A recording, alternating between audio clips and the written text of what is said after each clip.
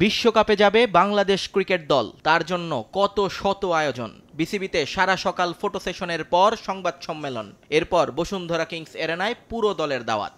মার্কিন দূতাবাসের পক্ষ থেকে সেখানে লাল সবুজকে শুভকামনা জানাবেন ডোনাল্ড লু এবং পিটার হাস। কিন্তু সময় স্বল্পতায় বদলে যায় অনুষ্ঠানের ধরন। যাদের জন্য আয়োজন সেই ক্রিকেটাররাই নাকি আসতে পারবেন না। তাই বলে কি আর বন্ধ হয়ে যাবে শুভেচ্ছা জানানো? তা কি করে হয়? ছেলেদের পক্ষ থেকে কিংস এরেনায় আসে বাংলাদেশ নারী দল। জ্যোতির নেতৃত্বে শান্তদের হয়ে ডোনাল্ড লু এবং পিটার হাসের শুভেচ্ছা গ্রহণ করেন টাইগ্রেসরা। পরে ধন্যবাদ স্মারক হিসেবে লুর হাতে তুলে দেওয়া হয় বাংলাদেশের জার্সি। এখানেই শেষ নয়, নারী দলের সঙ্গে একটা প্রীতি ম্যাচে অংশ নেন দুই বিদেশি মেহমান। আম্পায়ার হিসেবে দায়িত্ব পালন করেন সাথীরা Zakir JC.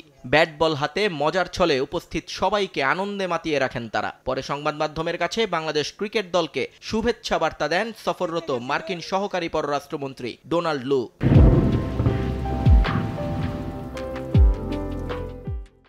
Bangladesh is cricket crazy, and we love to be part of this sport with all of you.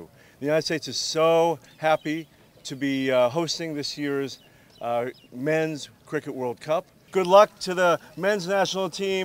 We hope you come back with victory from the United States. পরে শান্ত তাসকিনদের শুভেচ্ছা জানান জ্যোতিও। সিনিয়র জুনিয়রদের মিশেলে গড়া এ দল ভালো পারফরমেন্স উপহার দেবে বলে আশা নারী দলের অধিনায়কের।